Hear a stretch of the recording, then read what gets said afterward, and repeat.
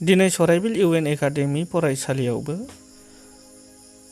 बर' फरायसा आफाद आरो बर' थुनलाइ आफादजों बिथोन होजानाय बायदि गोसोम सान फालिनाय जादों। मानो होननानै बुङोबा सरकारा थाखो 6 निफ्राय थाखो 7 सिम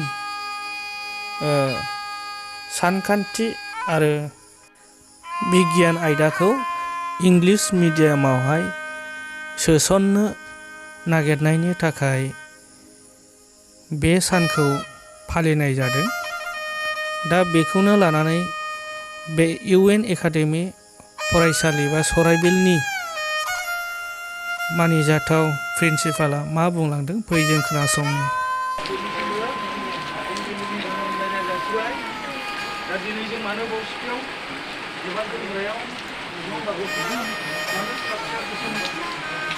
नैबे स्टिकारखौ जों मानो होदों बेनि ओंथियानो जाहैबाय मा दिनै जोंहा गोसोम सान ब्लेक डे बर' थुनलाइ आफाद बर' फरायसा आफादा फोसावदों। मानो फोसावदों जे थाखो 6 निफ्राय सानखान्थि आरो एबा बर' मिडियामखौ बेबायदि इंराजि मिडियाम दाफिननानै जोंखौ गादबनो हाना एबा गादबनो खालामदों। बेनिखायनो जों दिनै बेसेबांनाखि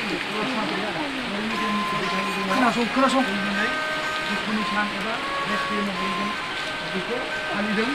बेनिखायनो जों नैबे गोसोम बिबारजों जोंनि गोसोनि दुखुखौ जों बुंबायना बुंबाय दा मा सान होनोमोनलाय ब्लेक डे मानि थाखाय थाखो 6आव सानखान्थि आरो बिगियानखौ नङा होमबा थाखो 6आव थाखो 6नि गेजेराव